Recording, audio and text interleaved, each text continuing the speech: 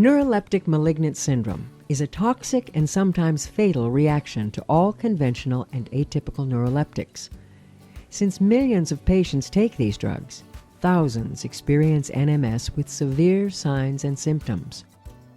Psikosis merupakan suatu gangguan jiwa yang ditandai karena hilangnya sense of reality. Penggunaan obat-obatan untuk menyembuhkan penyakit ini memiliki beberapa efek samping yang dapat menyebabkan penyakit baru seperti gangguan metabolik, gangguan hematologik, maupun neuroleptic malignant syndrome.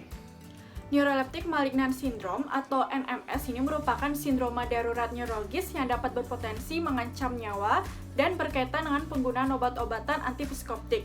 Adapun gejalanya seperti demam, gangguan otonom, kekakuan otot, dan perubahan status mental, di mana sindrom ini lebih sering terjadi pada pria dibandingkan dengan wanita, sehingga membutuhkan penanganan dini dan pengobatan yang tepat. Baik, selanjutnya adalah rumusan masalah yang terdiri dari 7 rumusan masalah, yaitu yang pertama, apa yang dimaksud dengan neuroleptic malignant syndrome? Yang kedua, bagaimana epidemiologi neuroleptic malignant syndrome? Yang ketiga, apa penyebab neuroleptic malignant syndrome? Yang keempat, bagaimana patofisiologi dari neuroleptic malignant syndrome? Yang kelima, bagaimana seseorang dapat dinyatakan mengalami neuroleptic malignant syndrome? Yang keenam, bagaimana penanganan dan penata laksanaan neuroleptic malignant syndrome? Yang ketujuh, bagaimana cara untuk mencegah neuroleptic malignant syndrome? Kemudian selanjutnya adalah tujuan penulisan yang terdiri dari 7 tujuan penulisan, yaitu yang pertama, untuk mengetahui apa yang dimaksud dengan neuroleptic malignant syndrome. Yang kedua, untuk mengetahui bagaimana epidemiologi neuroleptic malignant syndrome. Yang ketiga, untuk mengetahui apa penyebab neuroleptic malignant syndrome. Yang keempat, untuk mengetahui bagaimana patofisiologi dari neuroleptic malignant syndrome. Yang kelima, untuk mengetahui bagaimana seseorang dapat dinyatakan mengalami neuroleptic malignant syndrome. Yang keenam, untuk mengetahui bagaimana penanganan dan penata laksanaan neuroleptic malignant syndrome. Dan yang ketujuh, untuk mengetahui bagaimana cara untuk mencegah neuroleptic malignant syndrome. Manfaat penulisan yang dibagi dua menjadi manfaat bagi penulis dan pembaca. Yang penulis diharapkan dapat meningkatkan wawasan dan ilmu mengenai neuroleptic malignant syndrome, dan bagi pembaca itu diharapkan tulisan ini dapat menjadi sumber referensi dan informasi mengenai neuroleptic malignant syndrome. Neuroleptic malignant syndrome merupakan suatu sindrom yang bisa disingkat dengan NMS dan merupakan suatu sindrom yang disebabkan oleh penggunaan obat antipsikotik. Sindrom ini sangatlah langka dan juga berbahaya bagi pengidapnya. NMS ini awalnya muncul setelah kemunculan antipsikotik pertama, yaitu chlorpromazine. Gejala-gejala yang disebabkan oleh NMS ini awalnya itu seperti kekakuan dan juga demam. Lalu dilanjutkan dengan gejala seperti disfungsi otonom, gangguan kesadaran, dan lain-lainnya. NMS memiliki efek samping jarang terjadi. Namun sebagian besar pasien yang mengkonsumsi obat penyebab NMS memiliki angka kasus yang tinggi. NMS hanya menyumbangkan sebanyak 0,2% pada keseluruhan pasien psikiatri dan memiliki prevalensi sebanyak 0,01% sampai 3,2% pada pasien yang mengkonsumsi obat neuroleptik. Angka kematiannya sebanyak 40% sebelum 1984 dan telah berkurang 10% dengan adanya agen terapeutik yang baru. Angka mortalitasnya sebanyak 21%. Angka tersebut terus berkurang pada pasien yang mengkonsumsi obat antipsikotik. Hal ini menjadi cerminan adanya peningkatan kesadaran, persepsi yang konservatif, dan penggunaan atipikal antipsikotik.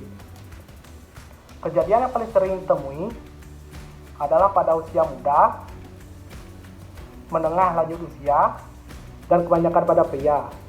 Dengan berbanding dengan wanita adalah sebanyak 2:1.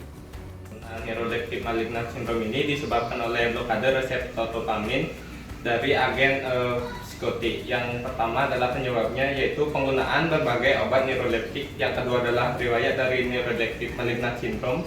Yang ketiga adalah penggunaan obat neuroleptik malignant syndrome yang menggunakan dosis tinggi. Yang keempat adalah peningkatan dosis obat yang secara cepat. Dan yang terakhir adalah faktor umur, yaitu umur 20 sampai 25 tahun. Adapun mekanisme patofisiologis dari neuroleptic malignant syndrome sangat luas dan masih menjadi perdebatan di kalangan para ahli.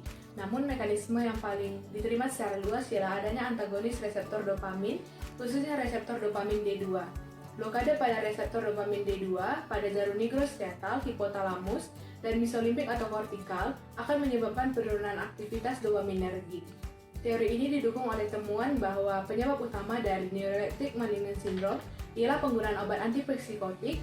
Penghentian secara mendadak dopamin akan menginduksi sindroma ini, dan temuan bahwa terjadi penurunan pengikatan dopamin dan rendahnya kadar asam homofanilik sebagai hasil dari metabolit dopamin pada cairan cerebrospinal pasien dengan neuroleptic malignant syndrome akut. Blokade reseptor dopamin D2 pada hipotalamus dapat menyebabkan hiperpireksia pada pasien dengan neuroleptic malignant syndrome. Hal ini terjadi karena adanya elevasi pada set point akibat induksi dari pirogen. Pirogen dapat dibedakan menjadi dua, yaitu pirogen eksogen dan endogen. Pada kasus ini, obat antipsikotik berperan sebagai pirogen eksogen yang akan menginduksi pirogen endogen berupa interleukin 1, 6, 8, 11, 12, dan 18, interferon gamma, beta, dan alpha, tumor nekrosis faktor alpha dan beta, dan sitokin lainnya. Selain itu, pirogen dapat menyebabkan gangguan otonom berupa perubahan tekanan darah dan takikardia, serta dapat menyebabkan efek sedasi. Seperti yang terlihat pada slide di samping, di mana beberapa gejala otonom yang timbul pada neuroleptic malignant syndrome seperti pada adanya ketidakstabilan pada tekanan darah, laju nadi, diaforesis, dan juga adanya perubahan kadar ketokolamin pada plasma dan urin disebabkan oleh adanya abnormalitas pada sistem saraf simpatis.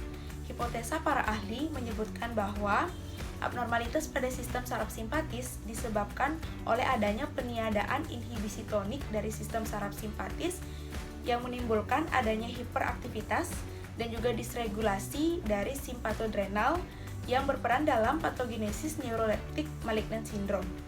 Teori ini menunjukkan bahwa orang yang sudah memiliki hiperaktivitas yang tinggi sejak awal pada simpatodrenalnya memiliki risiko yang lebih tinggi untuk terkena neuroleptic malignant syndrome. Selain itu, adanya pemberian obat-obatan antipsikotik pada neuroleptic malignant syndrome dapat menyebabkan adanya peningkatan pada pelepasan kalsium dan retikulum sarkoplasma serat otot yang berdampak pada sistem otot skeletal perifer sehingga dapat menyebabkan adanya peningkatan pada kontraktilitas dan rigiditas otot, kerusakan sel otot, dan juga hipertimia. Kekakuan otot dan tremor juga dapat disebabkan oleh adanya blokade pada reseptor dopamin D2 pada suatu jalur yang dikenal dengan nigrostriatal melalui suatu jalur ekstrapiramidal. Jadi untuk menegakkan diagnosis pada SNM dapat melalui dua kriteria, yaitu kriteria Levenson dan DSM edisi ke-4R. Untuk yang pertama, pada kriteria Levenson itu dibagi menjadi dua, yaitu gejala mayor dan gejala minor. Di mana untuk menentukan diagnosis pada kriteria ini dibutuhkan setidaknya 3 atau 2 gejala mayor dengan 4 gejala minor. Dan berikutnya yaitu kriteria DSM edisi ke-4R. Dan di sini terdapat juga gejala-gejala yang disebutkan pada poin A dan poin B. Namun di sini terdapat juga beberapa ketentuan yang disebutkan pada poin C, yaitu di mana gejala pada kriteria poin A dan poin B bukan disebabkan karena zat lain, kondisi medik, atau neurologik lain. Dan pada poin D disebutkan bahwa gejala pada poin A dan poin B bukan disebabkan karena gangguan mental. Dan untuk menegakkan diagnosis SNM pada kriteria ini membutuhkan 2 dari kriteria poin A dan setidaknya 2 dari kriteria poin B. Pencegahan dan terapi terhadap NMS. Yang pertama, terapi yang suportif berfokus pada proteksi jalannya nafas dan perfusi sistematik.